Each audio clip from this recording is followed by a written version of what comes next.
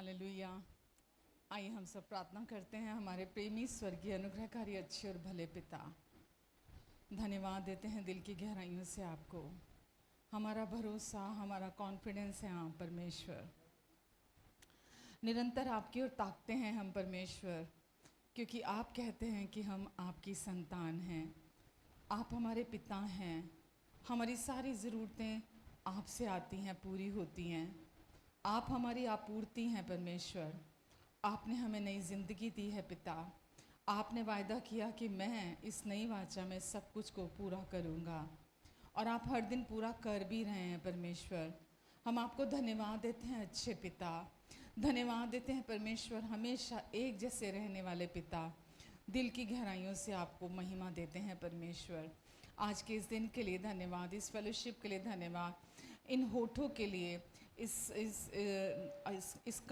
गले के लिए, आवाज़ के लिए कि आज हम आपकी महिमा गा सकते हैं, आपको ज़ोर से धन्यवाद दे सकते हैं। हम आभारी हैं परमेश्वर हर एक चीज़ के लिए जो भी आपने हमारे जीवन में दिया है। हम धन्यवाद देते हैं हमारे पापों को ले लेने के लिए, श्रापों को ले लेने के लिए, हमें अपनी सामर्थ्य, अपनी शक्ति देने के लिए, हमें भक्ति देने के लिए परमेश्वर। हम आपको धन्यवाद देते हैं पिता। धन्यवाद देते हैं परमेश्वर सब कुछ को संभालने के लिए हमारी ज़िंदगी में, हमारे सारे हर क्षेत्र में अपने अनुग्रह की बहाली को देने के लिए हम आपको धन्यवाद देते हैं पिता। जितने लोग यहाँ हैं, जितने लोग ऑनलाइन हमें देख और सुन रहे हैं, इनको और इनके अपनों को, जहाँ भी इनकी फैमिली, इनके बच्चे हैं, नामों नाम सबको आप ब्लेस करें, सबको आप आशीष दे परमेश्वर। हर एक पर आप अपना कृपा का हाथ रखें, और हर एक का जिनका उद्धार नहीं हुआ, अपनी कृपा से आप हर एक का उद्धार कराएंगे। धन्यवाद परमेश्वर। इनकी सारी ज़रूरतों को अपनी महिमा के उस धन से जो मसीह यीशु में है आप पूरा करेंगे। पूरा समय आपकी उपस्थिति यहाँ है, आप यहाँ हैं खुद परमेश्वर पवित्र आत्मा जी, ताकि हमें आप मदद कर सकें, संभाल सकें, प्रोवाइड करा सके परमेश्वर, हमें सिखा सके, समझा सकें। हम आपको धन्यवाद देते हैं परमेश्वर। जितने लोग आए हैं यहाँ या आने वाले हैं या जो ऑनलाइन हैं परमेश्वर, आप अपनी महिमा को इन सब के जीवन में प्रकट करेंगे। धन्यवाद परमेश्वर। धन्यवाद देते हैं परमेश्वर। धन्यवाद देते हैं। मेरी भी पूरा समय आप सहायता करेंगे। धन्यवाद यीशु, धन्यवाद। आमेन, आमेन, हालेलुया। नाम लियो रे यीशु का मंगलकारी नाम लियो रे। आहा, नाम लियो रे यीशु का मंगलकारी नाम लियो रे। आहा, नाम लियो रे यीशु का मंगलकारी नाम लियो रे। पाप हरेगा, श्राप हरेगा, पाप हरेगा, श्राप हरेगा। पावन पावन सुंदर मेरा यीशु का नाम, पावन पावन सुंदर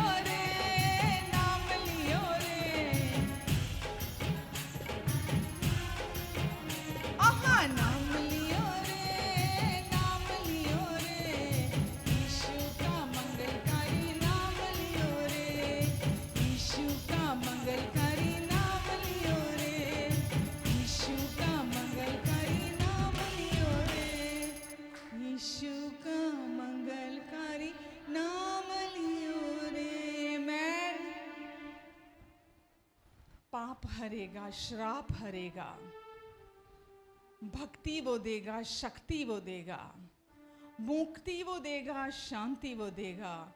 पावन पावन सुंदर मेरा यीशु का नाम, पावन पावन सुंदर मेरा यीशु का नाम। आमेन।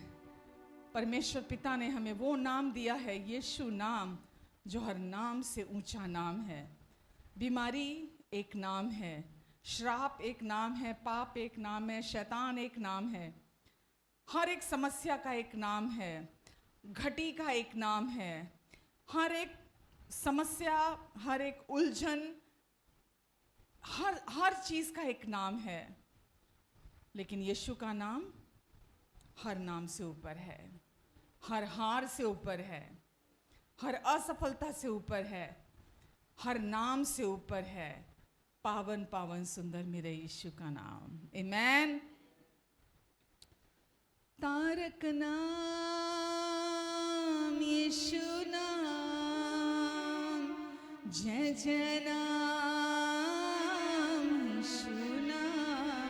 हो तारक नाम यीशु नाम, जय जय नाम यीशु नाम। आज हमारे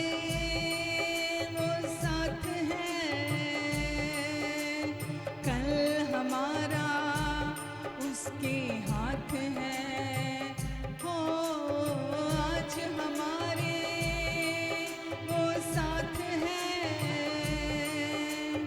कल हमारा उसके हाथ है। हो तारक नाम यीशु नाम, जय जय यीशु नाम। हो तारक नाम यीशु नाम, जय जय नाम।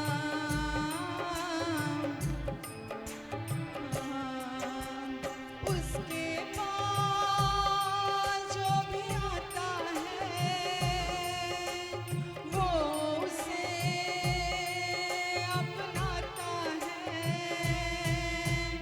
उसके पास जो भी आता है वो उसे अपनाता है। अपने लहू से उसे धोता है, तारनहार बन जाता है। तारक नाम यीशु नाम, जय जय नाम यीशु नाम। हो तारक नाम यीशु नाम,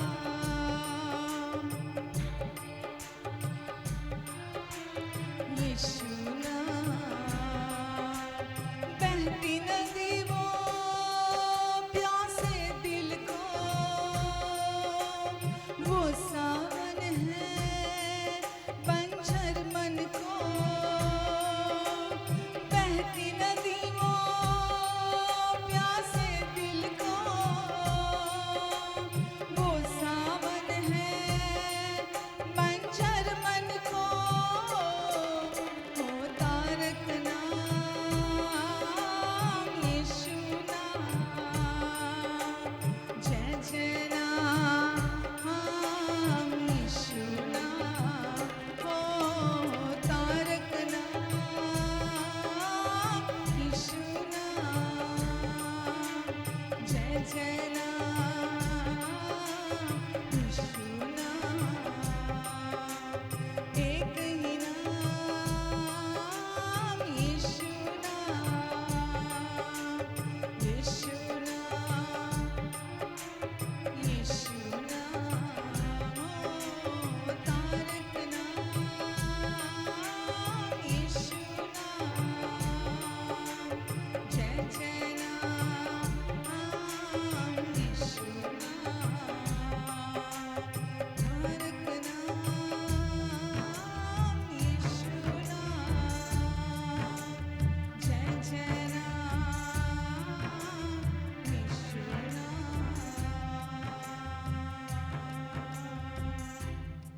आमेन।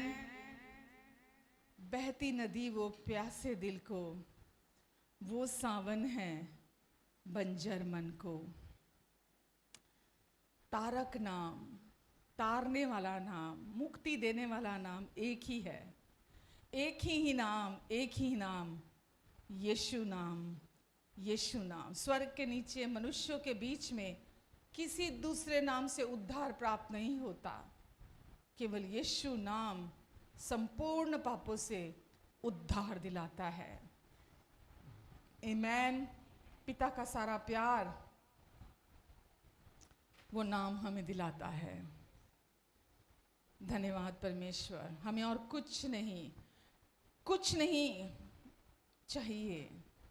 हमारी आंखें सिर्फ आपके प्यार पर लगी हैं, सिर्फ आपके प्यार पर। हर खुशी से बढ़कर आपका प्यार, और आपका प्यार बहती नदियों के समान हर समय हमारे अंदर है, अंदर से बहता है। आपका प्यार हमारे लिए काफी है। धन्यवाद पिता।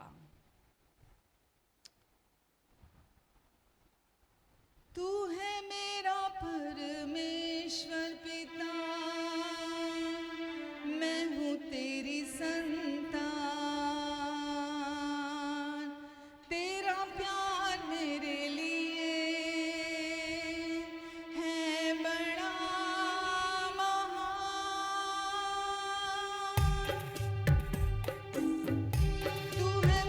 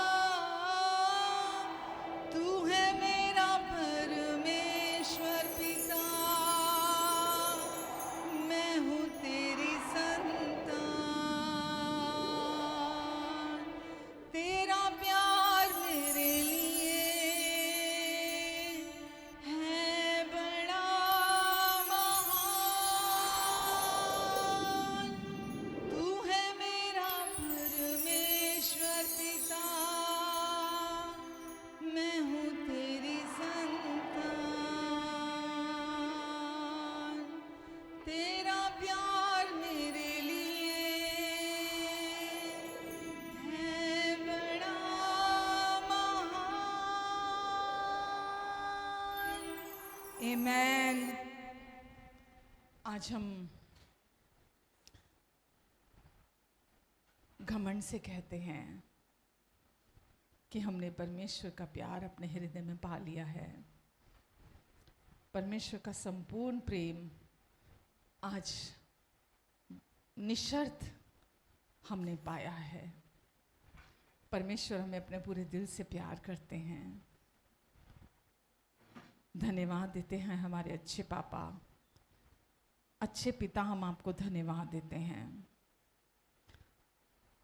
हर समय हमारे साथ बने रहने के लिए, हमें समझने के लिए, हमारी सहायता करने के लिए, हमें अपनी बाहों में रखने के लिए, हमारा आलिंगन हर समय हमें चूमने के लिए, हर समय हमें सराहने के लिए। पिता, हम आपको धन्यवाद देते हैं। आप हम में कोई दोष नहीं देखते। आप जब भी हमें देखते हैं निर्दोष, निष्पाप और निष्कलंक देखते हैं, यीशु के कारण। क्योंकि प्रभु यीशु ने हमारे संपूर्ण पापों की कीमत अपने प्राणों का बलिदान चुकाकर पूरी चुका दी है।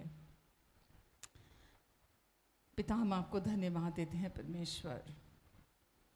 धन्यवाद देते हैं सब कुछ के लिए जो यीशु ने क्रूस पे हमारे लिए सहा पूरा कर दिया। आज आप हमारी ओर हैं यीशु के कारण। हम आपको धन्यवाद देते हैं पिता। धन्यवाद देते हैं परमेश्वर। जितने लोग यहाँ हैं, ऑनलाइन हैं, नामो नाम सबको आप ब्लेस करें। आप हमें बार बार कहते हैं, हे छोटे झुंड तू मत डर, क्योंकि परमेश्वर को ये भाया कि वो तुझे राज्य सौंपे। हम यहाँ इसलिए नहीं हैं कि लोग हमारी तारीफ़ करें, लोग हमें पसंद करें। हम यहाँ इसलिए हैं ताकि हम सच्चाई को बताएं लोगों को, लोगों के बंधन टूट जाएं जब वो आपकी सच्चाई के सुसमाचार को सुने। और पिता, हम आपको धन्यवाद देते हैं कि आप हम में से होकर हमारे द्वारा हमारे लिए चारों तरफ काम कर रहे हैं। धन्यवाद परमेश्वर, धन्यवाद। सबको आप ब्लेस करें। आपकी शालोम शांति में इनके ऊपर, उनके अपनों के ऊपर बोलती हूँ। इन सब के मनों में, दिलों में, विचारों में आपकी शांति, जो दुनिया की समझ से परे की शांति है, भीतर गहरे में वास करने पाए। धन्यवाद परमेश्वर, धन्यवाद पिता। आमीन, आमीन, आमीन, आमीन। Hallelujah, hallelujah. कैसे हैं सब? आप सबका स्वागत करती हूँ। जो लोग ऑनलाइन भी हैं, आप सबका भी स्वागत करती हूँ।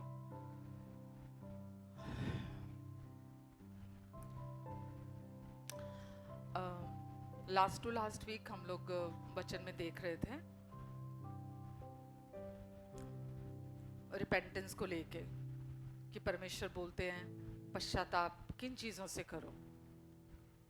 जो आमतौर पर चर्चिज में सिखाया जाता है या बोला जाता है लोगों को, वो बोला जाता है पाप से मन फिराओ, पापों से मन फिराओ। और जब वो चर्चिज में आते हैं निरंतर उनको यही कहा जाता है, पाप से मन फिराओ, पाप से मन फिराओ, पाप से मन फिराओ। इसी पर आज्ञाकारिता के ऊपर उनकी चर्च की जो लोग हैं उनकी आज्ञाकारिता के विषय में बोला जाता है। लेकिन अगर हमने वचन को देखा है तो वचन में परमेश्वर हमें जो पश्चाताप या रिपेंट करने के बारे में जो हमें बोलते हैं परमेश्वर, जो सबसे मेन चीज़ है, जो सबसे ज़रूरी चीज़ है, जिससे इंसान का मन बाज नहीं आता, बार बार लौट के उन चीज़ों की तरफ जाता है, बार बार लौट कर उन चीज़ों की तरफ जाता है जिससे परमेश्वर बार बार हमें मन फिराने के लिए बोलते हैं। तो जो हमने लास्ट टू लास्ट वीक वचन देखा था, उसमें हमने गलातियों की बुक में देखा था, अगर आपको याद होगा तो गलातियों की पुस्तक में पौलुस गलातियों की कलीसिया से कहता है, उन्हें चिताता है, उन्हें कहता है।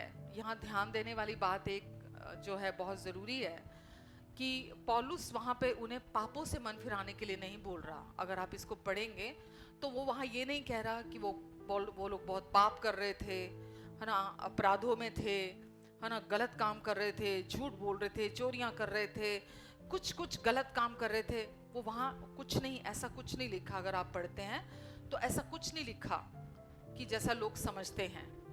तो पौलुस यहाँ लिखता है, अगर आपने पढ़ा है तो लिखता है, हे निर्बुद्धि, हे बेवकूफ, जिनको अकल नहीं होती है, बुद्धिहीन, हे निर्बुद्धि, गलातियों को बोलता है, किसने तुम्हें मोह लिया है कि तुमने एक बार जब परमेश्वर की ओर मुंह किया, परमेश्वर की ओर फिर गए थे, तो तुमको किसने मोह लिया कि तुम्हारी तो अपनी मानो आंखों के सामने यीशु मसीह क्रूस पर दिखाया गया।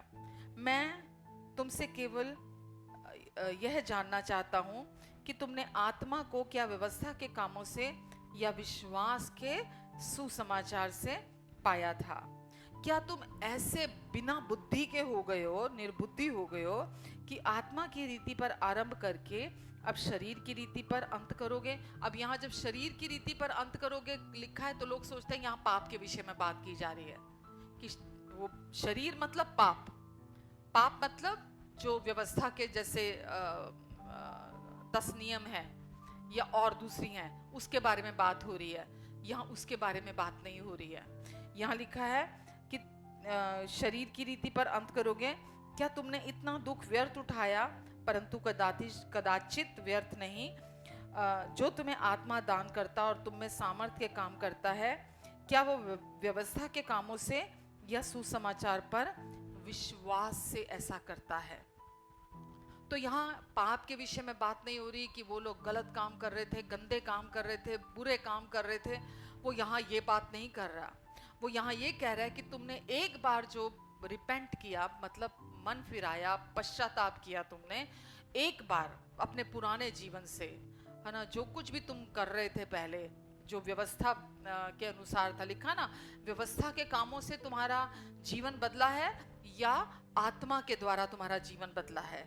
जो तुमने परमेश्वर के बड़े बड़े कामों को देखा है व्यवस्था के द्वारा प्राप्त किए हैं या तुमने आत्मा के द्वारा प्राप्त किए हैं? तो वो बार बार यहाँ शरीर और व्यवस्था एक तरफ है और यहाँ आत्मा की बातें जो है और परमेश्वर के कार्य जो हैं वो एक तरफ है। तो परमेश्वर उनको पाप से मन फिराने के लिए, एक विश्वासी को पापों से मन फिराने के लिए नहीं कह रहे परमेश्वर। एक विश्वासी को परमेश्वर बोल रहे हैं कि अब जब तुमने मन फिराया है, तुम परमेश्वर की तरफ आए हो, तुमने पवित्र आत्मा पाया है और पवित्र आत्मा ने तुम्हारे अंदर बड़े बड़े काम किए हैं। वो किसके द्वारा किए हैं? विश्वास करने के द्वारा।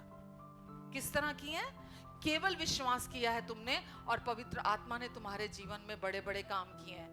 यीशु पर विश्वास करना, अब इस जब आप और मैं, हम अनुग्रह की वाचा के अधीन है, तो आज हमारा काम क्या है? यीशु पर विश्वास करना और परमेश्वर से रिसीव करना। क्या है? यीशु पर विश्वास करना और परमेश्वर से रिसीव करना, परमेश्वर से ग्रहण करना। इसके अलावा अब शरीर के काम, व्यवस्था के कामों के अधीन आप नहीं हैं। और पौलुस यहाँ पर गलातियों की कलीसिया को यही डांट रहा है कि तुम मन फिराओ अपना, क्योंकि तुम वापस व्यवस्था के अब कामों के नीचे चले गए हो, तुम वापस से अपनी शारीरिक कोशिशों के नीचे चले गए हो। तुम उससे अपना मन फिराओ पूरी तरह से। और वो कैसे मन फिराना है? केवल विश्वास, प्रभु यीशु मसीह पर विश्वास करना। प्रभु यीशु मसीह पर विश्वास करने के अलावा परमेश्वर आपसे और कुछ नहीं चाहते। परमेश्वर को आप कुछ नहीं दे सकते, उनको आपसे कुछ नहीं चाहिए। वो बोलते तू, पौलुस कह रहा है, इतने बड़े बड़े तुमने चिन्ह और चमत्कार देखे, आत्मा के काम देखे। कैसे देखे? क्या व्यवस्था के कार्यों के द्वारा? बिल्कुल नहीं। तुमने वो देखे प्रभु यीशु मसीह पर विश्वास करने के द्वारा। सिर्फ प्रभु यीशु मसीह पर विश्वास करने के द्वारा। यही चीज अगर आप इब्रानियों में जाएंगे, इब्रानियों 6:1 अगर आप देखेंगे, इब्रानियों 6:1, जब तक हम व्यवस्था के कार्यों से या अपनी कोशिशों से हम अपना मन नहीं फिराते, परमेश्वर के साथ रिश्ता हमारा अच्छा नहीं हो सकता। हम नहीं जी सकते परमेश्वर के साथ रिश्ते को। 6 में लिखा है, 6 के 1 में, इसलिए आओ मसीह की शिक्षा की आरंभ की बातों को छोड़कर हम सिद्धता की ओर आगे बढ़ते जाएं और मरे हुए कामों से मन फिराने और परमेश्वर पर विश्वास करने और बपतिस्मा और हाथ रखने और मरे हुओं के जी उठने और अंतिम न्याय की शिक्षा रूपी नींव फिर से ना डाले। डाले नहीं लिखा, ना डाले। फिर से इन अंतिम न्याय की शिक्षा रूपी नींव पर फिर से ना। यदि परमेश्वर चाहे, नहीं उसे ऊपर का ही पढ़ते हैं बस। और मरे हुए, मैं यहाँ ध्यान लेके जाना चाहती हूँ आपका। और मरे हुए, सबसे पहले क्या लिखा है? मरे हुए कामों से, मरे हुए कामों से। अब देखो, मरे हुए काम क्या है? उनसे मन फिराना। कभी आपने प्रार्थना की है बैठ के कि मैं प्रार्थना करने बैठूं और देखूं मैं बैठा हूं 8 बजे और मैं आज 8:15 तक प्रार्थना करूंगा, सामने घड़ी रख के, और 8:15 तक प्रार्थना करनी है। तो आप प्रार्थना करने बैठे, आपने घड़ी को देखा और जैसे ही 8:15 बजे आपको लगा यस, मैंने परमेश्वर को खुश कर दिया, मैं परमेश्वर की दृष्टि में सही हो गया, क्योंकि मैंने जो जितना समय सोचा था मैंने उतनी देर प्रार्थना कर ली। अब मेरा आज सारा दिन अच्छा निकलेगा। मालूम ये क्या है? मरे हुए काम। क्या है ये मरे हुए काम है। परमेश्वर को हमारे मरे हुए काम नहीं चाहिए। वचन पढ़ने बैठे कि आज मैं वचन पढ़ूंगा, आधा घंटा 1 घंटा वचन पढ़ूंगा ताकि मैं परमेश्वर के सामने सही ठहराया जाऊं, परमेश्वर खुश हो जाए मुझसे और आज परमेश्वर मुझे ब्लेस करें। और आपने आधा घंटा या 1 घंटा, जितनी देर भी सोची थी, आपने उतनी देर वचन पढ़ा, आधा घंटा 1 घंटा, और उसके बाद आप बहुत खुश, अब मैं परमेश्वर के साथ सही ठहराया जाऊंगा, अब परमेश्वर मुझे देखेंगे, खुश हो जाएंगे और आज परमेश्वर मुझे ब्लेस करेंगे। मालूम, मरे हुए कामों से मन फिराना, ये कौन से काम है? मरे हुए काम जो आत्मा की अगुवाई में ना किए जाएं, आत्मा के बहाव के साथ ना किए जाएं, उनकी गिनती मरे हुए कामों में होती है। जब आप प्रार्थना करते हैं, आत्मा की अगुवाई में करते हैं, जब परमेश्वर का आत्मा आपको गाइड करता है, लीड करता है, उनके अनुग्रह की लीडिंग में आप प्रार्थना करते हैं, तो वो मरे हुए कामों की गिनती में नहीं आता, वो परमेश्वर के अनुग्रह का कार्य होता है। जब आप वचन पढ़ने बैठते हैं, आप इसलिए वचन पढ़ने नहीं बैठते कि मैं परमेश्वर के सामने सही ठहराया जाऊंगा, क्योंकि मैं आज वचन पढ़ रहा हूं, परमेश्वर देख रहे हैं, मैंने 1 घंटा वचन पढ़ा है, परमेश्वर ने देखा है आज मैंने 2 घंटे वचन पढ़े हैं, अब परमेश्वर मुझे देखेंगे, अब मैं सही काम कर रहा हूं और परमेश्वर की दृष्टि में अब मैं सही ठहराया जाऊंगा। और अब जब परमेश्वर देखेंगे कि मैंने ये पढ़ा है, वचन पढ़ा है, मैंने ये प्रार्थना की है, अब परमेश्वर मुझे आशीष देंगे। ये क्या है? आप ही बोल दो जोर से, मरे हुए काम है ये। जो कार्य पवित्र आत्मा कौन है? सत्य का आत्मा, जो आपको अंदर से हमेशा इनकरेज करते हैं, जो आपके भीतर से आपको गाइड करते हैं, आपको इनकरेज करते हैं, आपको आपकी नई पहचान के विषय में आपको बताते हैं कि आप कौन हैं। मालूम बाइबल क्या है? वो प्रेम पत्र है। परमेश्वर जो आपसे प्रेम करते हैं, जिन्होंने आपके अंदर सब कुछ को बदल दिया, सब कुछ को आपके अंदर नया कर दिया और रूपांतरित कर दिया, उस परमेश्वर ने इस वचन को लिखा है। और जब आप इस विश्वास के साथ वचन को पढ़ते हैं ना कि परमेश्वर ने मेरे लिए बहुत कुछ इसमें लिखा है, मुझे बहुत प्यार करते हैं और ये उनका प्रेम पत्र है, लव लेटर है, वो मुझे इनकरेज करना चाहते हैं, वो मुझे उठाना चाहते हैं, मुझे बहुत प्यार करते हैं। मैं वचन पढ़ूं या ना पढ़ूं फर्क नहीं पड़ता, मैं उनकी दृष्टि में वैसे भी सही हूं, मैं वैसे भी आशीषित हूं, मैं वैसे भी संपूर्ण हूं, मुझ में कोई कमी कोई घटी वो नहीं देखते हैं। मेरे वचन पढ़ने से मैं उनकी दृष्टि में सही नहीं होऊंगा, मैं वैसे भी उनकी दृष्टि में सही हूं। मेरे प्रार्थना करने के बाद मैं उनकी दृष्टि में सही नहीं होऊंगा, मैं वैसे भी उनकी दृष्टि में सही हूं। जब आप इस अंडरस्टैंडिंग के साथ बढ़ते हैं और फिर आप प्रार्थना करते हैं कि क्योंकि मैं परमेश्वर के साथ सही ठहराया जा चुका हूं, इसलिए मैं वचन पढ़ूंगा। और ये मेरे पिता ने प्रेम पत्र लिखा है मेरे लिए। जब आप इस सोच के साथ, राइट अंडरस्टैंडिंग के साथ जब आप आगे बढ़ते हैं तो आपकी लाइफ फ्रूटफुल होती है, आपका जीवन फलदायी होता है। स्वर्ग और नर्क का अंतर है अपने कार्यों पर निर्भर होना और अनुग्रह पर निर्भर होकर आगे बढ़ना। अगर आप अपने कार्य, अपनी कोशिशों पर निर्भर होकर आगे बढ़ते हैं तो ये मरे हुए काम हैं। मरे हुए काम ना तो आपको शांति देंगे, ना जीवन देंगे, ना आप आनंद होगा उनके अंदर। जो भी मरे हुए काम है, जो मैंने आपको बोला, इसके अलावा भी भले काम करना।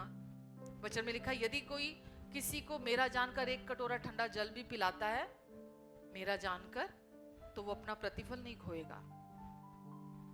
प्रेम से जब आप करते हैं, परमेश्वर का काम जानते हुए करते हैं, जो भी कुछ आप एक गलत मोटिव के साथ करते हैं, गलत नींव, जिसकी नींव गलत है पहले से ही, वचन सुसमाचार उसकी नींव नहीं है, यीशु पर विश्वास करना नींव नहीं है, सही मकसद नहीं है, उसका फल आप समझ सकते क्या आएगा? अशांति, शांति नहीं होगी, आनंद नहीं होगा, जीवन नहीं होगा। और परमेश्वर चाहते हैं हम शांति में चले, जीवन में चले और हमेशा परमेश्वर का आनंद हमारे अंदर हो। आमीन। तो परमेश्वर की धार्मिकता के योग्य होने के लिए हम कुछ नहीं करते कि हम परमेश्वर की धार्मिकता के योग्य हो जाएं।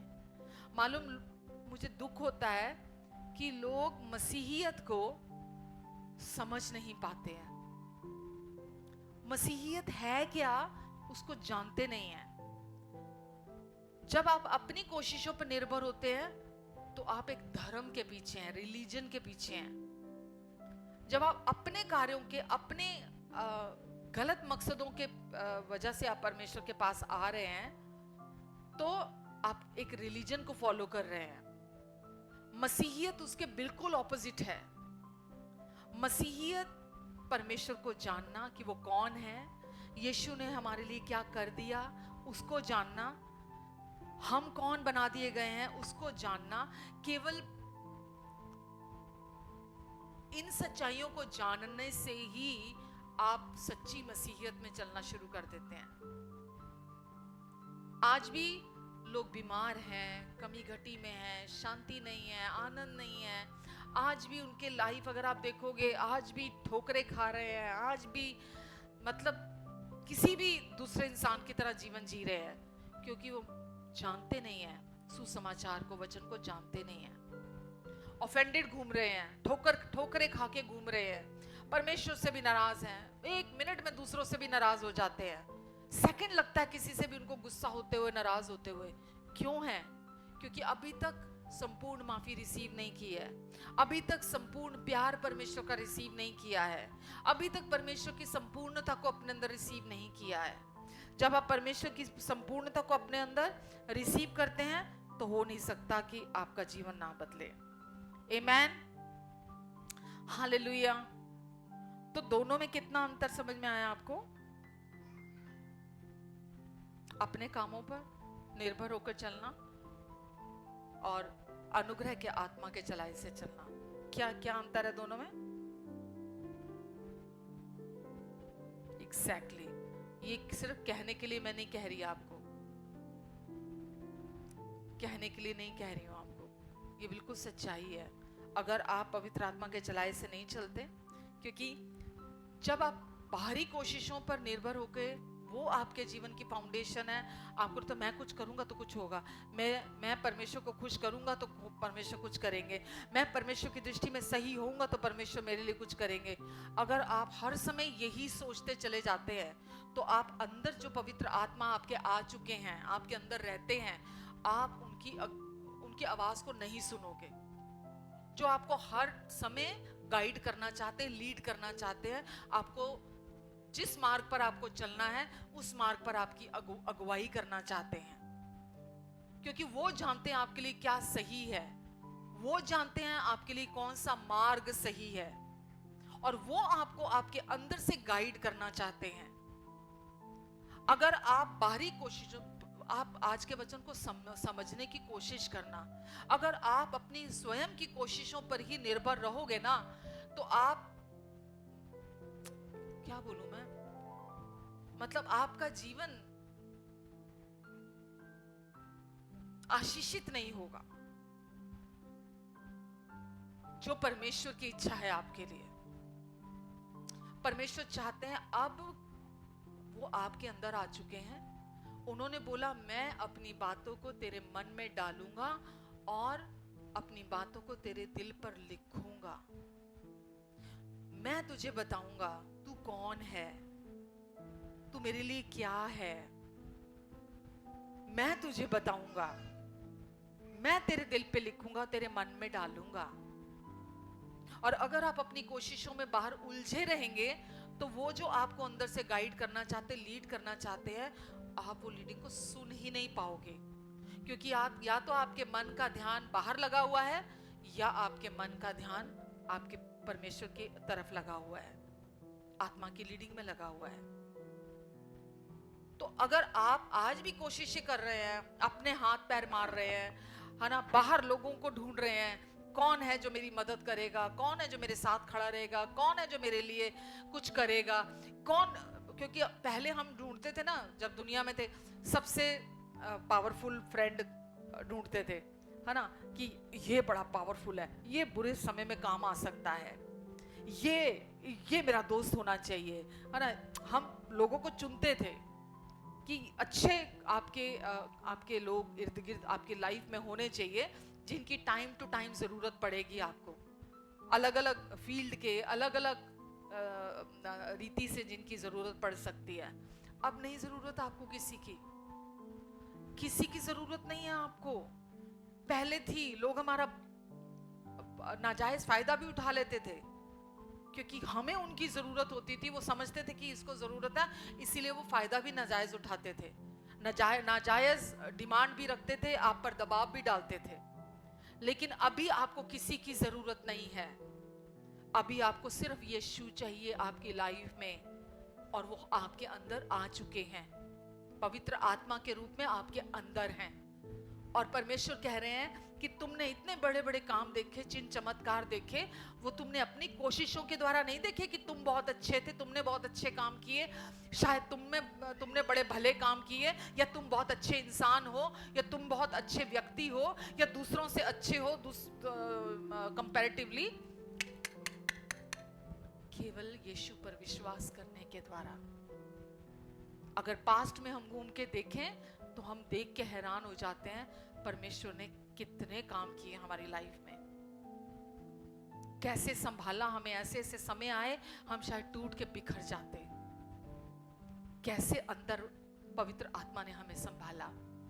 वो हर समय गवाही देते हैं हमारे अंदर, जो परमेश्वर ने हमारे लिए कहा है उसकी गवाही बार बार अंदर, इसीलिए आए वो हमारे अंदर, वो हमें बार बार गवाही देते हैं कि तू कौन है, तू कितनी प्रिय है परमेश्वर की, तुझ में कोई दोष कोई घटी नहीं है, तू किसी भी बात की चिंता ना कर, किसी भी, मतलब किसी भी नहीं। ये पूरा सप्ताह परमेश्वर मुझे इनकरेज करते रहे, किसी भी बात की चिंता ना कर, किसी भी बात की चिंता ना कर तू, क्योंकि मुझे तेरा ध्यान है।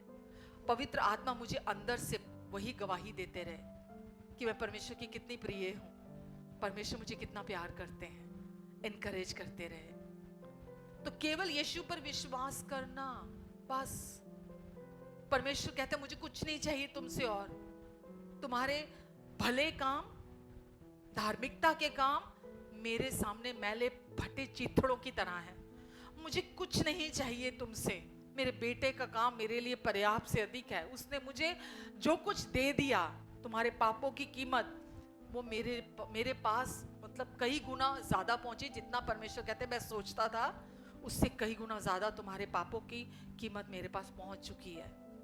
मैं तुमसे कुछ नहीं चाहता। अब केवल मेरे पुत्र ने जो तुम्हारे लिए कर दिया उस पर विश्वास करो और मरे हुए कामों से मन फिराओ। इब्रानियों में जो लिखा है, अपने मरे हुए कामों से प्रार्थना करना ताकि मुझे खुश कर दो, प्रार्थना करना ताकि मेरे साथ सही ठहराए जाओ, वचन पढ़ना ताकि मेरे साथ सही ठहराए जाओ, ये सब छोड़ दो, छोड़ो। ये मरे हुए काम है। परमेश्वर तक मरे हुए काम नहीं पहुंचते, पता है आपको? मरे हुए काम परमेश्वर तक नहीं पहुंचते, वो नहीं रिसीव करते। परमेश्वर को नहीं चाहिए आपके मरे हुए काम। परमेश्वर को जीवित रिश्ता चाहिए। क्या चाहिए?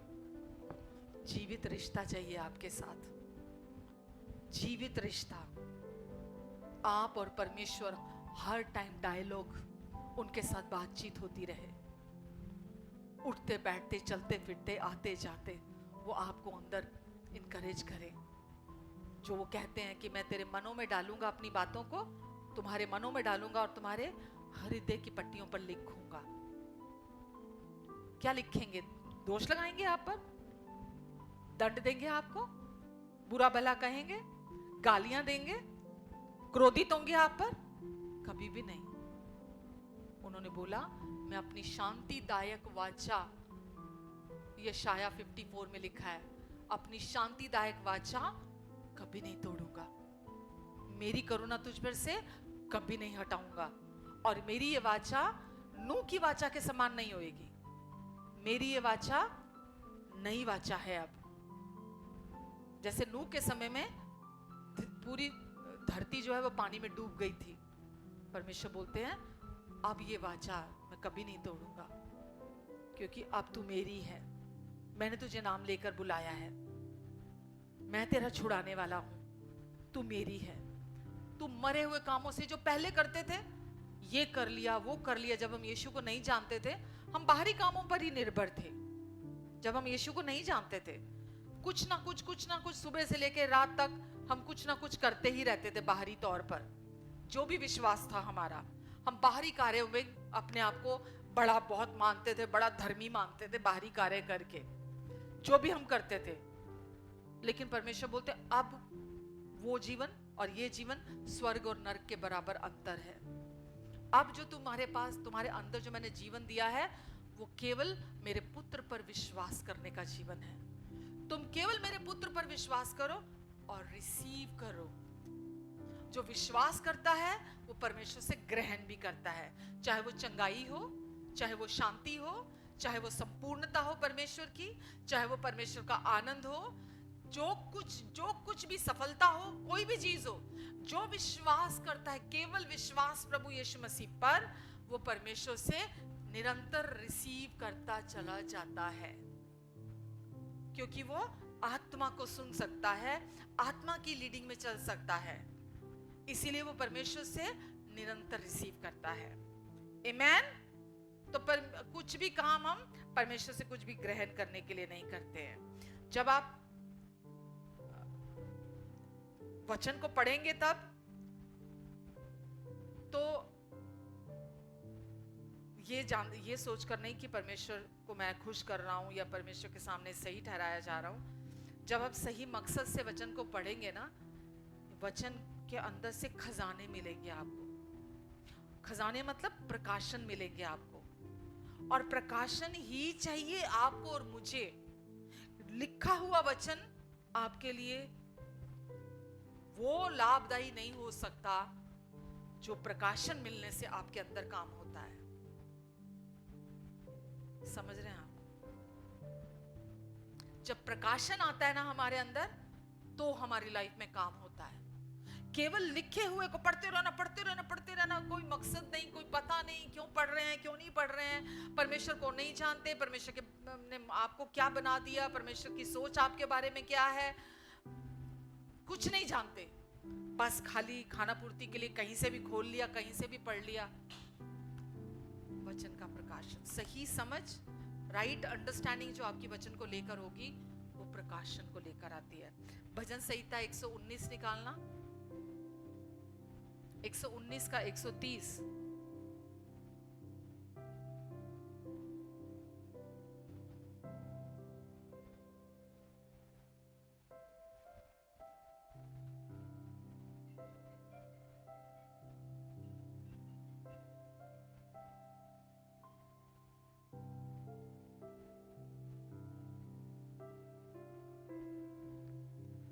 लिखा है 119 का 30, साम 119 वर्स 130, तेरी बातों के खुलने से प्रकाश होता है। तेरी बातों के खुलने से प्रकाश होता है, उससे भोले लोग समझ प्राप्त करते हैं। भोले मतलब मालूम, निर्बुद्धि, बुद्धिहीन लोग, निर्बुद्धि लोग, बुद्धिहीन लोग। जब वचन का प्रकाशन मिलता है तो वो बुद्धि प्राप्त करते हैं परमेश्वर से, तेरे वचन के खुलने से। जब तक आप परमेश्वर के वचन को नहीं जानते, परमेश्वर कौन है, यीशु ने क्रूस पर क्या पूरा कर दिया, आप कौन हैं, आप परमेश्वर आपके साथ कैसा व्यवहार करते हैं, ये बहुत इंपॉर्टेंट बात बोली मैंने। आज परमेश्वर आपके साथ कैसा व्यवहार करते हैं, ये आपको पता होना चाहिए। अगर आपको आज ये नहीं मालूम परमेश्वर आपके साथ आज कैसा व्यवहार करते हैं, तो गुड फॉर नथिंग हो आप। आप जब भी गलती करते हो, जब भी पाप करते हो, कुछ भी जब इस दुनिया में हम हैं ना, गिरते हैं उठते हैं, गिरते उठते हैं, आपको पता है परमेश्वर आपके साथ उस समय कैसा व्यवहार करते हैं, ये पता होना बहुत जरूरी है। जब आपको ये पता समझ होगी ना, परमेश्वर आपके साथ जो भी सिचुएशन है वो आपके साथ कैसा व्यवहार करते हैं, वो आपके जीवन को निर्धारित करेगा, आप उठेंगे या गिरेंगे, आप सफल होंगे या फेल होंगे, आप चंगे होंगे या बीमार रहेंगे, आप संपूर्णता में चलेंगे या कमी घटी में चलेंगे, आप आनंद का जीवन जिएंगे या आप निराशा का जीवन जिएंगे, आप शांति में बने रहेंगे या कलेशों में बने रहेंगे। वो निर्धारित करेगा कि सिचुएशन आने पे परमेश्वर आज, क्योंकि मैं नई वाचा के अधीन हूं, अनुग्रह की नई वाचा के अधीन हूं, आज परमेश्वर मेरे को कैसा देखते हैं, वो मेरे साथ आज कैसा व्यवहार करते हैं। जब मैं गिर जाता हूं, जब मैं गलती करता हूं, वो मेरे साथ कैसा व्यवहार करते हैं, वो निर्धारित करेगा, जो आप जानते होंगे परमेश्वर के बारे में, कि आपका अगला जीवन कैसा होगा।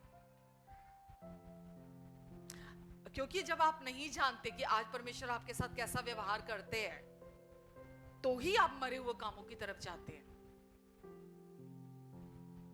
समझ रहे हैं आप, कि आज मैं ज्यादा बाइबल पढ़ लूं, आज मैं ज्यादा प्रार्थना कर लूं, आज मैं अच्छे काम कर लूं, आज मैं प्यार कर लूं, आज मैं माँ बाप की इज्जत कर लूं, आज मैं उनके लिए कुछ स्पेशल कर दूं माँ बाप के लिए।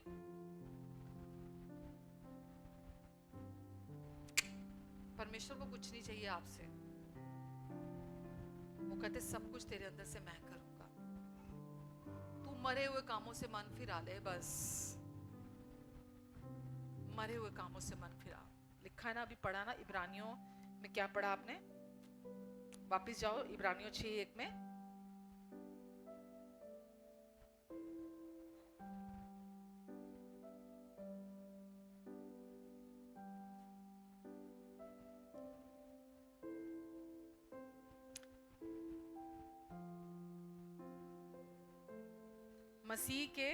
इसलिए मसीह के प्राथमिक जो भी सिद्धांतों की चर्चा को छोड़कर, चीजों को छोड़कर, शिक्षाओं को छोड़कर, हम सिद्धता की ओर आगे बढ़ते जाएं और मरे हुए कामों से मन फिराने और परमेश्वर पर विश्वास करने और बपतिस्मा में हाथ रखने और मरे हुओं के जी उठने और अंतिम न्याय की शिक्षा रूपी नींव फिर से ना डालें। तो हमारे विश्वास की जो नींव बनाने वाली सारी चीजें हैं, है ना, उसके अलावा जो कुछ भी है, परमेश्वर क्या बोलते हैं, मरे हुए कामों की गिनती में वो आता है। तो ये जो कुछ भी लिखा, मैंने तो नहीं लिखी बाइबल, ये जो कुछ भी लिखा आपके सामने लिखा है और आप पढ़ रहे हैं, परमेश्वर कहते हैं इन सारी चीजों से जो भी लिखी गई हैं, मरे हुए कामों से पश्चाताप करो। जब भी आप सेल्फ एफर्ट्स में जाते हो, उसी टाइम रिपेंट करो, वापस आ जाओ 180 डिग्री। जब भी आप जाओ, पर मुझे परमेश्वर को खुश करना है, परमेश्वर मुझे प्यार करते नहीं करते, ओ मुझे ब्लेसिंग चाहिए, ओ मुझे ये चाहिए परमेश्वर से, ओ परमेश्वर की एक्सेप्टेंस चाहिए, मुझे परमेश्वर का अप्रूवल चाहिए, परमेश्वर मेरे लिए ये कर देंगे, मैं ये करूंगा तो परमेश्वर मेरे लिए ये कर देंगे, मैं जाऊं मैं किसी के लिए ये कर दूं, मैं कुछ नहीं चाहिए परमेश्वर को आपका, कुछ नहीं, मतलब कुछ नहीं चाहिए आपसे, कुछ नहीं चाहिए आपसे। परमेश्वर उल्टा ये बोल रहे हैं, जो कुछ भी तुम इस मकसद के साथ, इस मोटिव के साथ करते हो, पश्चाताप करो, मृत कामों से मन फिरा लो।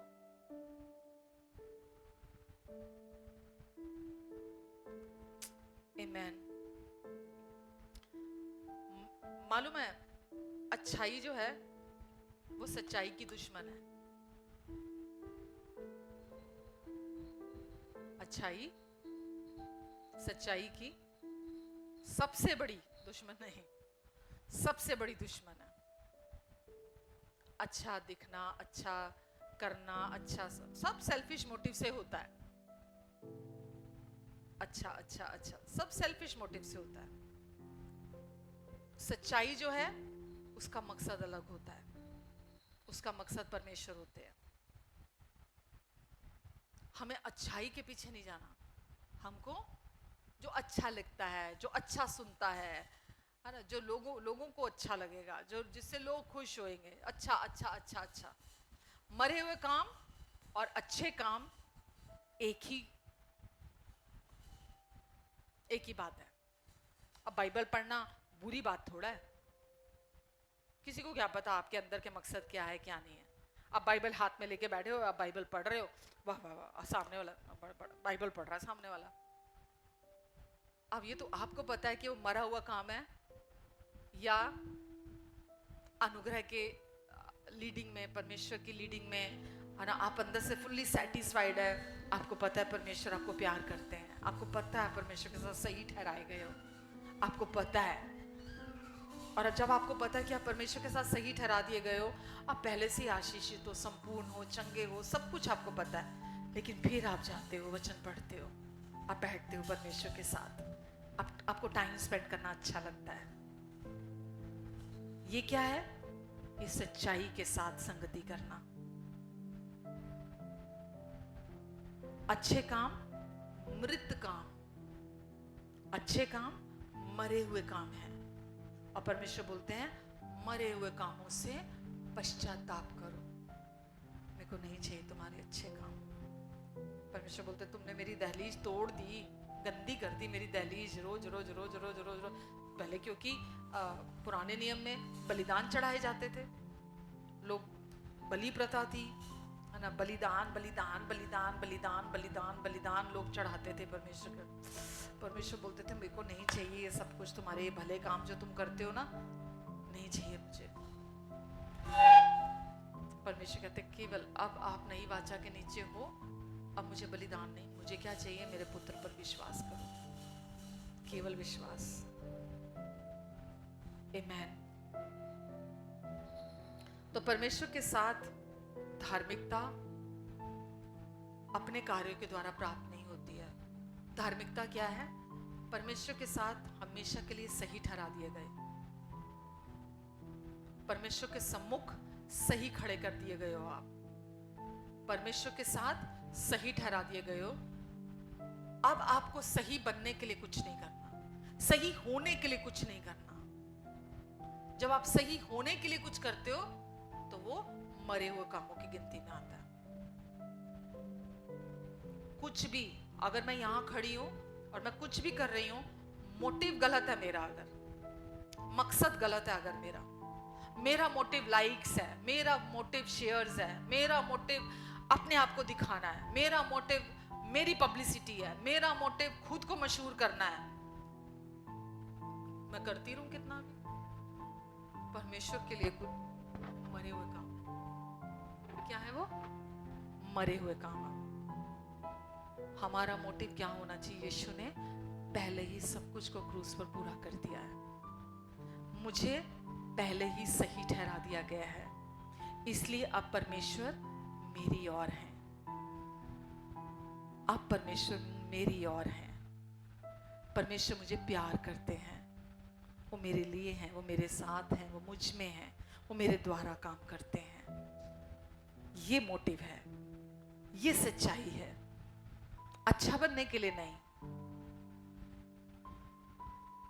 बहुत इनकरेजमेंट चाहिए होती है जब आप लाइक्स के लिए काम नहीं करते, जब आप शेयर्स के लिए काम नहीं करते, जब आप लोगों के लिए काम नहीं करते, बहुत इनकरेजमेंट चाहिए होती है, और वो सिर्फ पवित्र आत्मा आपको अंदर से देते हैं। वो इनकरेजमेंट आपको उनसे मिलती है, वो आपके अंदर गवाही देते हैं जो परमेश्वर आपके लिए कहते हैं। आमीन। सही रास्ते पे चलना इजी नहीं होता, सही चुनाव करने पड़ते हैं। तो चाहे आप अपना मसीह जीवन मरे हुए कामों के हिसाब से जिएं, और या अपना मसीह जीवन परमेश्वर की कृपा के प्रकाशन के अनुसार जिएं, ये आप पर निर्भर करता है। लेकिन इसके बीच का अंतर स्वर्ग और नरक का अंतर है।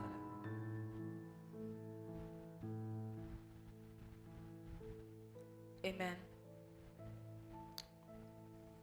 एक गवाही मैंने सुनी थी एक व्यक्ति की, कि उसको एक लेडी मिली जो अनुग्रह को जानती थी, और उस लेडी ने उस आदमी को एक बुक दी जो अनुग्रह पर आधारित थी, परमेश्वर की कृपा पर आधारित थी, और उसको बोला कि मुझे परमेश्वर के आत्मा ने अगुवाई की है कि मैं आपको ये बुक दूं। तो उस व्यक्ति के लिए तो बहुत हैरानी की बात थी, जैसे उसने सुना कि परमेश्वर के आत्मा ने इनको बोला मुझे किताब देने के लिए, वो बहुत हैरान हुआ। खैर उसने वो किताब ली, उसने पढ़नी शुरू की। जैसे उसने वो किताब पढ़नी शुरू की, उसका तो जीवन रूपांतरित होना शुरू हो गया।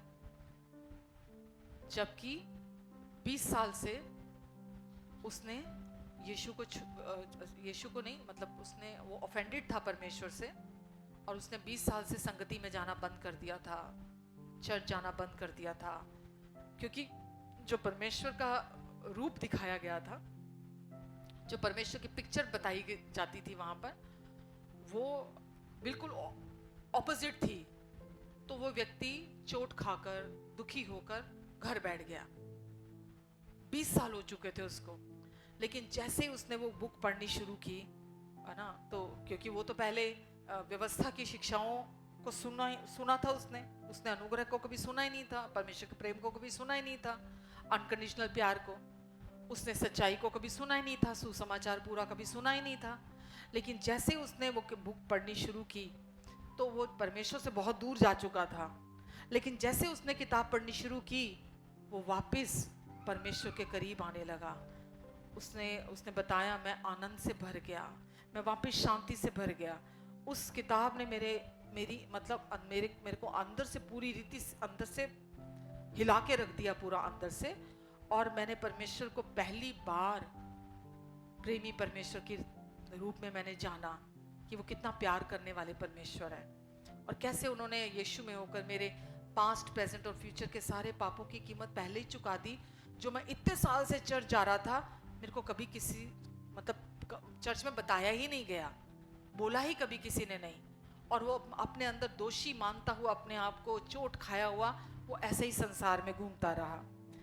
तो उसने बोला कि मैंने जब वो बुक पढ़नी शुरू की, मेरे मेरे अंदर चंगाई आनी शुरू हो गई, है ना। अंदर मेरे जो खाली जगह थी, संपूर्णता अंदर आनी शुरू हो गई।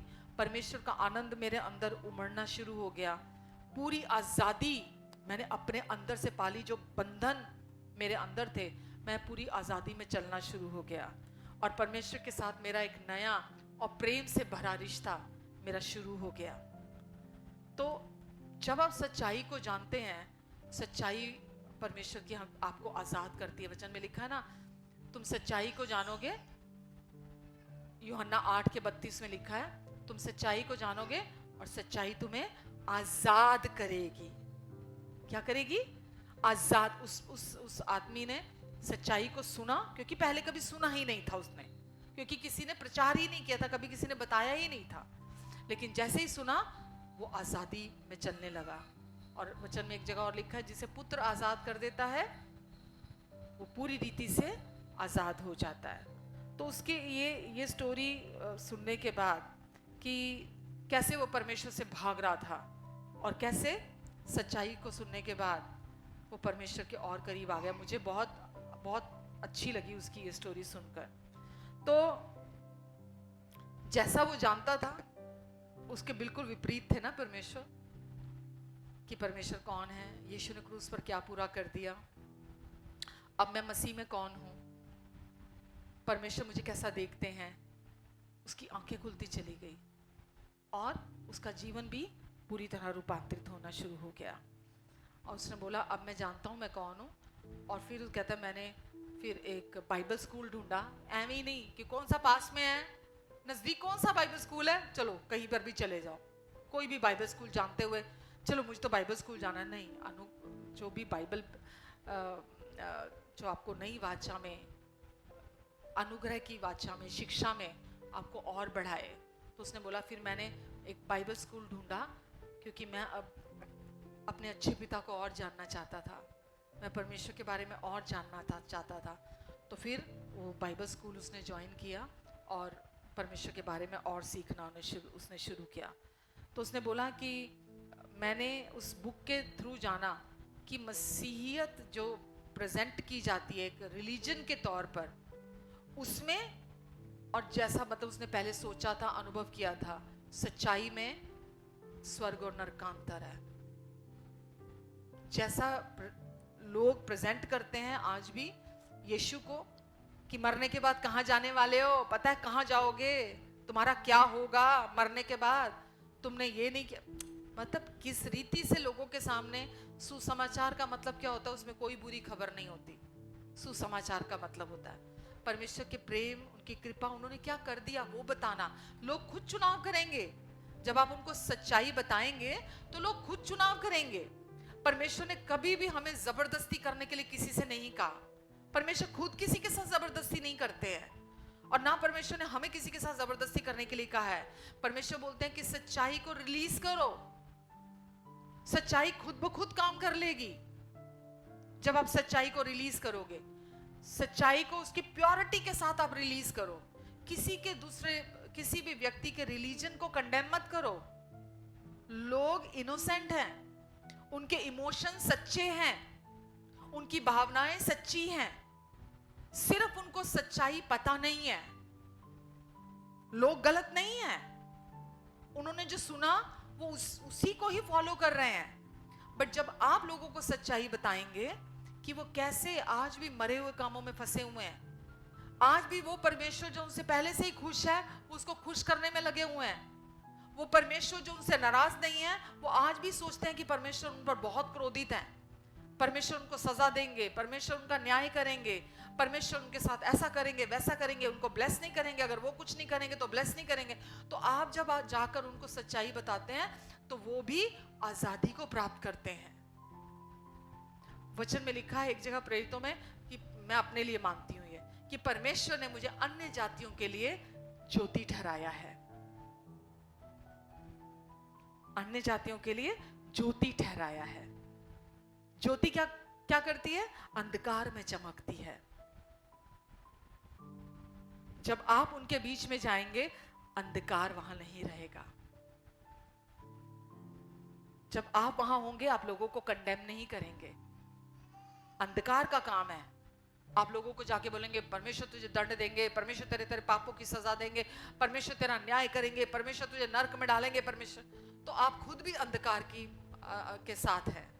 लेकिन परमेश्वर ने आपको ज्योति ठहराया है अन्य जातियों के लिए। जब आप सच्ची आजादी में चलते हैं तो आप लोगों को भी आजाद करते हैं। आमीन। तो हमको ये जानना है कि परमेश्वर मुझे प्यार करते हैं, ठीक है, परमेश्वर मुझे बिना शर्तों के प्यार से प्यार करते हैं।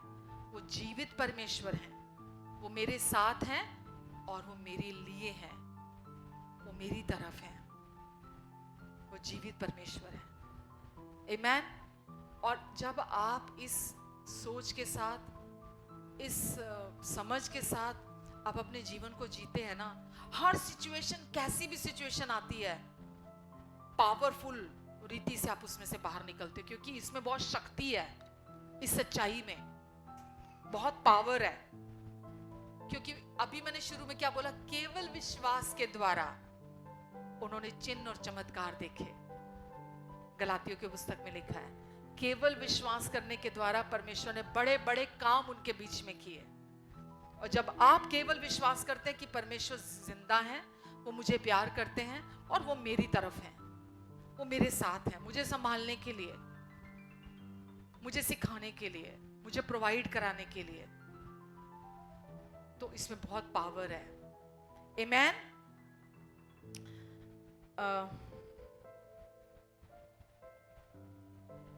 उस व्यक्ति ने बोला था उस टेस्टिमनी में कि मैं सिगरेट पीता था, चेन स्मोकर था, मेरी आदत छूट गई स्मोकिंग की, मैं और भी दूसरे नशे करता था, बहुत तरह के एडिक्शंस में था। मैंने ये उस बुक में पढ़ा था कि जब आप विश्वास करते हैं कि अब आप परमेश्वर की धार्मिकता है, यानी कि परमेश्वर के साथ सही ठहरा दिए गए हैं, अब आप में कोई कमी नहीं है। तो जब मैंने ये पढ़ा तो ना मुझे वो नशीली जो दवाइयाँ मैं लेता था, जो भी नशे करता था, सिगरेट पीता था, शराब पीता था, मेरी वो सारी बुरी लतें भी छूट गई। जब मुझे प्रकाशन मिला सुसमाचार का, और मैं जीवन के हर कदम पर सफल सफल सफल सफल सफल होता चला गया। तो जब ये किसी एक के साथ होता है, क्योंकि परमेश्वर का सुसमाचार सबके लिए सेम है, लिखा है वचन में, चाहे वो यूनानी हो, चाहे वो यहूदी हो, चाहे वो कोई भी हो। रोमियो 1:17-18 में लिखा है ना, हर एक विश्वास करने वाले के लिए, क्या, हर एक विश्वास करने वाले के लिए उद्धार के निमित्त परमेश्वर की पावर है। सुसमाचार हर एक विश्वास करने वाले के लिए उद्धार के निमित्त परमेश्वर की पावर है, परमेश्वर की सामर्थ्य है। यानी कि हर एडिक्शन से छुटकारा पाने के लिए, हर झूठ से छुटकारा पाने के लिए, हर बंधन को तोड़ने के लिए, जो शैतान के बंधन होते हैं, कहां बंधन होते हैं, हमारे मन में, अपने झूठ के बंधन वो लेके आता है, उससे हमें छुटकारा दिलाने के लिए परमेश्वर की सामर्थ हमारे अंदर दी गई है, जो हमारे लिए काफी है। आमीन। तो हमारे,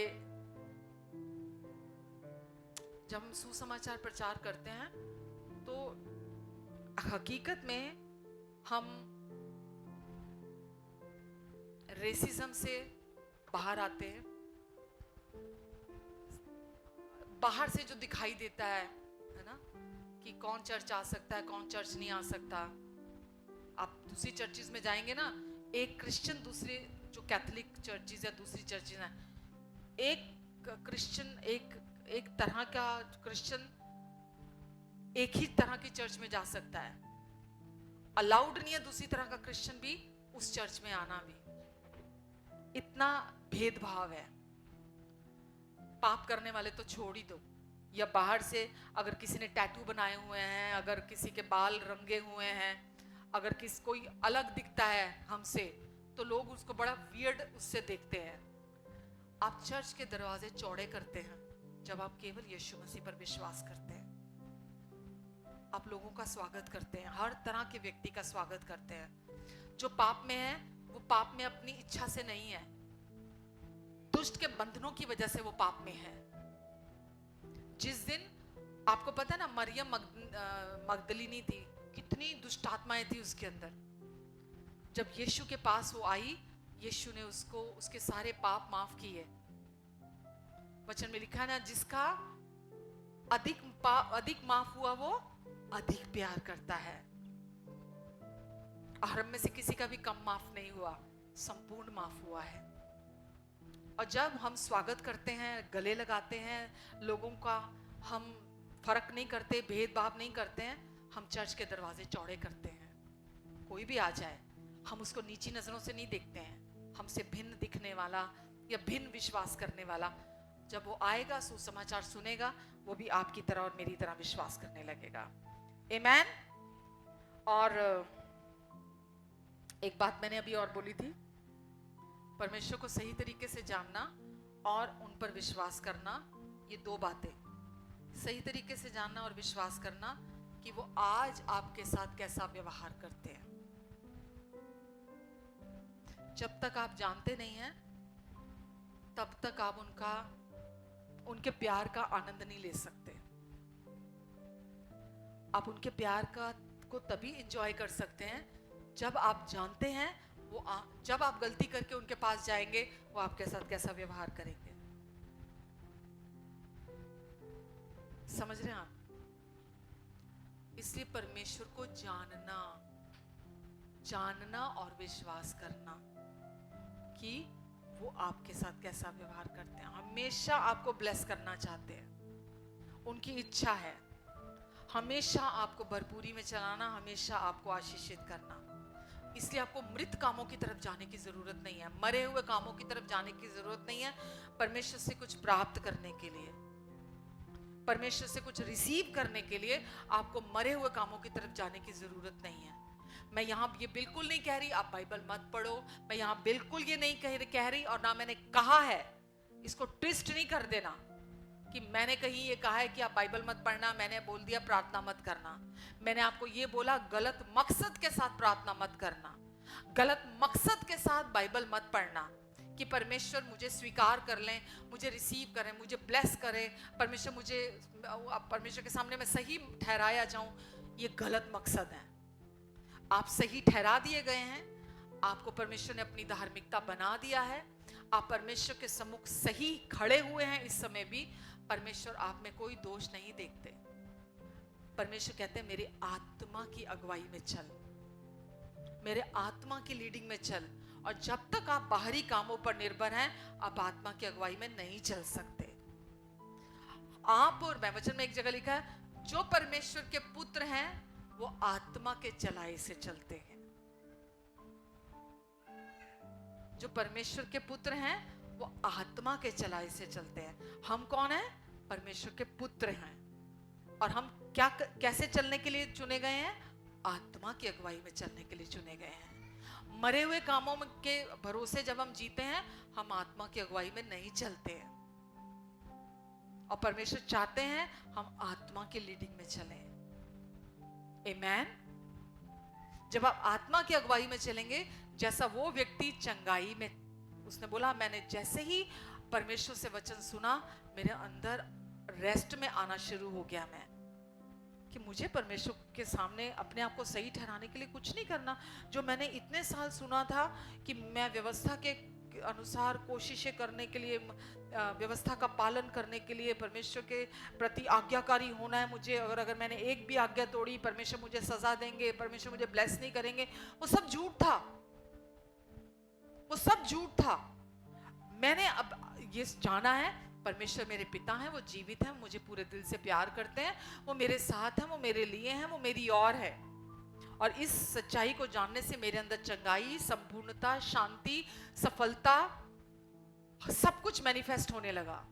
मैंने कुछ नहीं किया था, मैंने केवल जो सुना परमेश्वर से, मैंने उस पर विश्वास किया।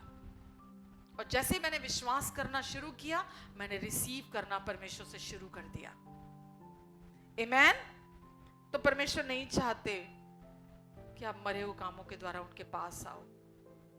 वो कहते तुम मेरे बेटे बेटियां हो, जैसे हो मेरे पास आ जाओ। केवल विश्वास करो कि यीशु ने सब काम क्रूस पर तुम्हारे लिए पूरा कर दिया है, कुछ बाकी नहीं छोड़ा है तुमको ब्लेस करने के लिए कि तुम्हें कुछ करना है। तुम्हें कुछ नहीं करना, क्योंकि यीशु ने तुम्हें योग्य ठहरा दिया आशीषों के। आप परमेश्वर की आशीषों के योग्य ठहरा दिए गए हो, तुम में कोई घटी नहीं है। आमेन, आमेन। केवल उनके साथ व्यक्तिगत और प्रेमपूर्ण जो रिलेशनशिप है उसको एंजॉय करने के लिए आपको परमेश्वर ने अपने बेटे को भेजा। यीशु इस धरती पर आए, आपके लिए आए, आपको, ताकि जहां वो खुद हैं आपको अपने साथ अपने पास बिठा ले, आपको अपने साथ एक कर ले, आपको अपने साथ जोड़ दे हमेशा के लिए। यीशु के आने का मकसद केवल ये था, और अब आप उनके साथ जुड़ गए हैं ताकि आप परमेश्वर के साथ रिश्ते को हर दिन, इतना रेस्टफुल है ये लाइफ। जब आप इस सच में चलते हैं, आप हमेशा अंदर से फुल ऑन कॉन्फिडेंस में रहते हैं, आप हमेशा रेस्ट में रहते हैं, क्योंकि आपको पता है परमेश्वर मेरी तरफ है। कितना कॉन्फिडेंस आ जाता है जब आपको ये पता हो परमेश्वर मेरी तरफ है, चाहे कुछ भी हो जाए मुझे वो लज्जित होने नहीं देंगे। जितनों ने उस पर विश्वास किया कोई लज्जित नहीं हुआ, जितनों ने उस पर विश्वास किया सबने ज्योति पाई, किसी के मुंह को उसने आज तक काला होने नहीं दिया। वचन में लिखा है, जो जितनों ने उस पर विश्वास किया, विश्वास करने वाले के लिए सब कुछ संभव है, सब कुछ संभव है। केवल विश्वास यीशु मसीह पर। आज मसीहियत को अगर आप समझना चाहते हैं तो एक ही लाइन में खत्म हो जाती है, यीशु पर विश्वास करना और ग्रहण करना, परमेश्वर को प्रसन्न करना इज इक्वल टू परमेश्वर को प्रसन्न करना। यीशु पर विश्वास करना और परमेश्वर से रिसीव करते चले जाना, करते चले जाना, करते चले जाना। चाहे एडिक्शन हो, छुटकारा, बंधन हो, पूरी तरह टूट जाते हैं। कमी घटी हो, बहुतायत आ जाती है। बीमारी है, चंगाई में चलने लगते हैं। कलेश है, हमेशा की शांति, परमानेंट शांति आपके अंदर आ जाती है, क्योंकि अब आप परमेश्वर के साथ रिश्ते को जीने लगे हैं। मैं आपको अपना अंदर चीर के फाड़ के नहीं दिखा सकती कि कैसे कैसे, मतलब ऐसा टाइम आज आता है कि और कोई ऑप्शन नहीं होती है मेरे पास, और जब नहीं होती है परमेश्वर ऐसे संभालते हैं, ऐसे संभालते हैं, हैरान कर देते हैं। यही चाहते हैं और यही लाइफ है हमारी, नॉर्मल मसीह जीवन, उस रिश्ते को जीना। अगर आज समझो, एक मैंने वचन मिस कर दिया शायद,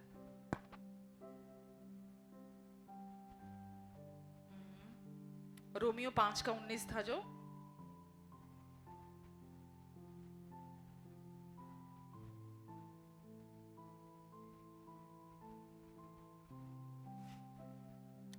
कि किसने आपको धर्मी बनाया था। बस ये लास्ट वचन है, इसके बाद खत्म करते हैं। रोमियो 5:19,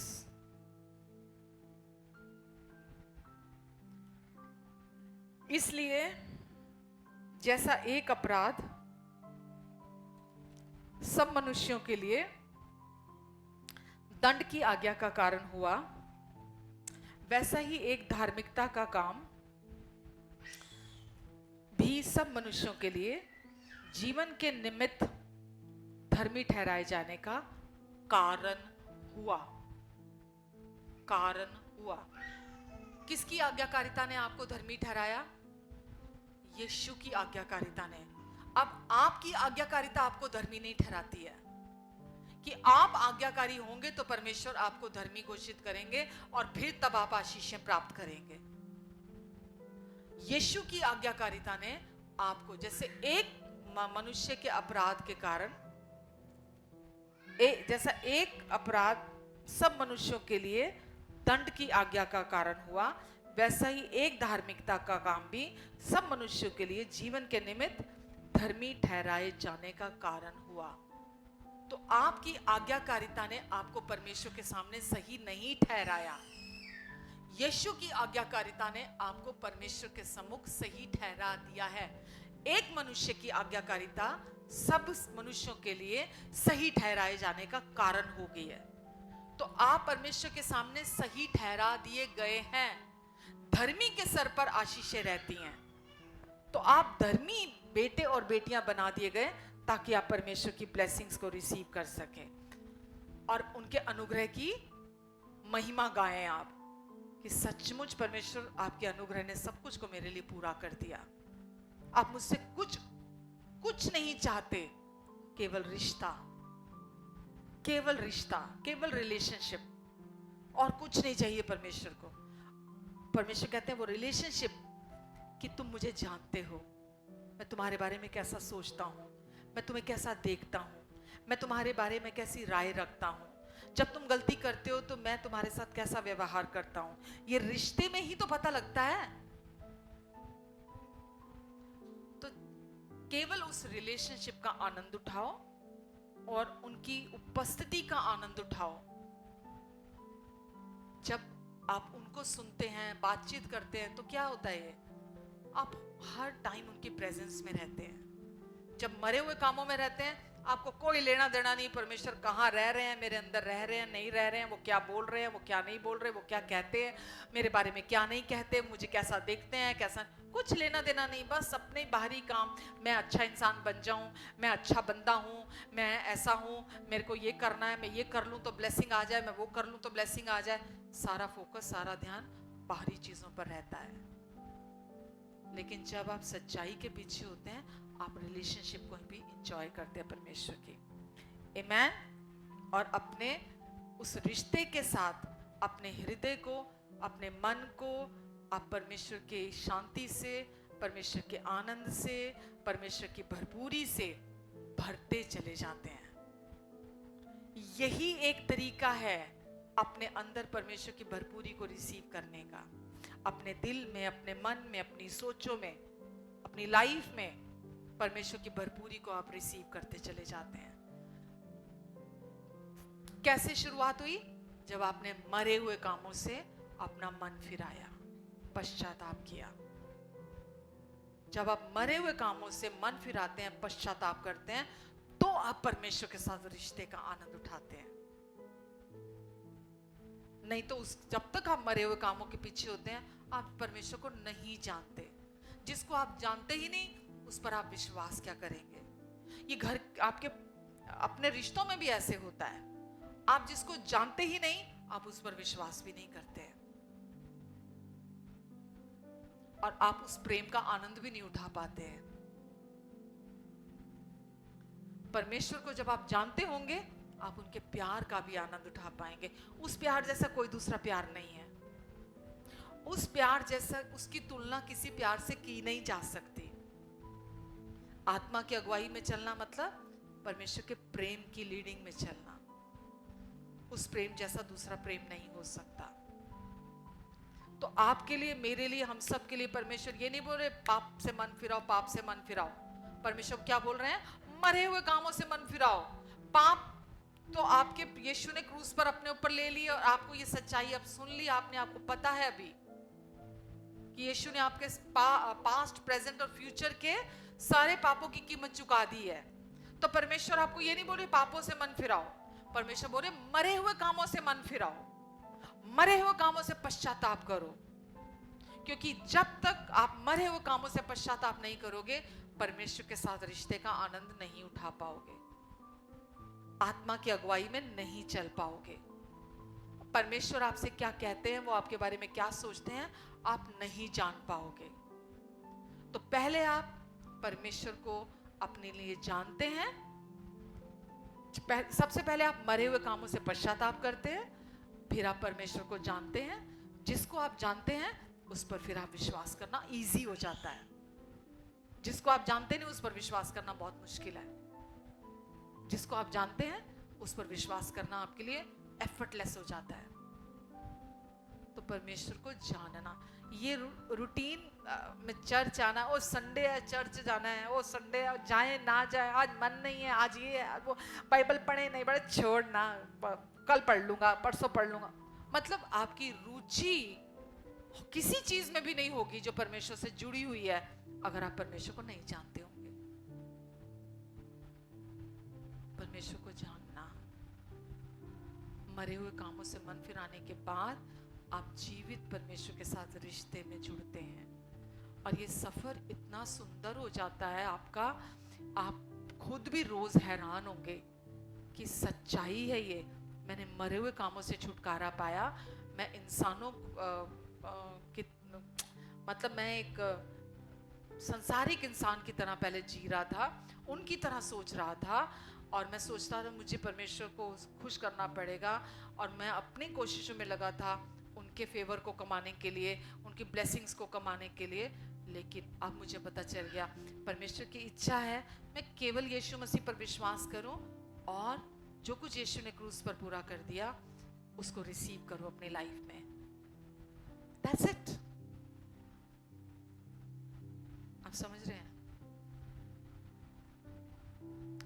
आप रिलीजियस मत बनिए जैसे गलातियों की कलीसिया बन गई थी, एक धर्म को फॉलो करने वाला, क्रिश्चियन धर्म को फॉलो करने वाला मत बनिए, रिलीजियस व्यक्ति मत बनिए। आमेन। कुछ सीखा? पूरा सप्ताह वचन आपके अंदर घूमना चाहिए, जो आपने संडे को रिसीव किया होता है, अच्छे से सुना होता है, मेडिटेट किया करें, उसी को जुगाली करा करो, उसी को मनन किया करो। क्योंकि सिचुएशन आने पर आपने अगर उस वचन को जिया नहीं तो वो वचन आपको कोई फायदा नहीं देगा, वो केवल एक और वचन बन के रह जाएगा। आमेन। Bless you all. स्वर्गीय पिता, आपको धन्यवाद देती हूँ परमेश्वर, आज के वचन के लिए धन्यवाद परमेश्वर। हमारे सच्चे प्रोवाइडर है आप, आपका स्वर्गीय मन्ना, स्वर्गीय रोटी आपने हम सबको पहुंचाई, हम आपको धन्यवाद देते हैं परमेश्वर पिता, धन्यवाद देते हैं अच्छे पिता। आप हमेशा हमसे खुश रहते हैं, हमेशा हमें पसंद करते हैं, हमेशा हमें प्यार करते हैं, हम इसी में आनंदित हैं, हम इसी से खुश हैं। हम दूसरों पर कोई दबाव नहीं डालते, हम दूसरों से कुछ उम्मीद नहीं रखते, क्योंकि हम जानते हैं मनुष्य कमजोर है, निर्बल है, इसलिए हम किसी मनुष्य से कोई उम्मीद नहीं रखते। हम जानते हैं पिता आप हमें कितना प्यार करते हैं। आज के वचन के द्वारा भी आपने हमें अपनी सच्चाई को हमारे दिलों तक रिलीज किया है। हर वचन के बीज को हमारे हृदय की पट्टियों पर आपने लिखा है, हर बीज को बोया है आपने हमारे अंदर, और ये बीज 30 गुना, 60 गुना, 100 गुना फल लेकर आएगा। मैं धन्यवाद देती हूँ परमेश्वर मेरी मदद करने के लिए, मेरी निर्बलताओं में मुझे अपनी सामर्थ्य देने के लिए। धन्यवाद परमेश्वर आपके अनुग्रह के लिए, धन्यवाद। अब जब सब यहाँ से रुखसत होते हैं, अब अपना अनुग्रहकारी हाथ इन सब पर बनाकर रखेंगे, इनके आने और जाने पर अपनी आशीष को ठहराएंगे, अपने मुख का तेज इन सब के मुख पर चमकाएंगे। आपने इन्हें सर बना दिया, पूछ नहीं, ऊपर रख दिया, नीचे नहीं। अब ये आशीषित हैं घर के अंदर भी और घर के बाहर भी। धन्यवाद परमेश्वर,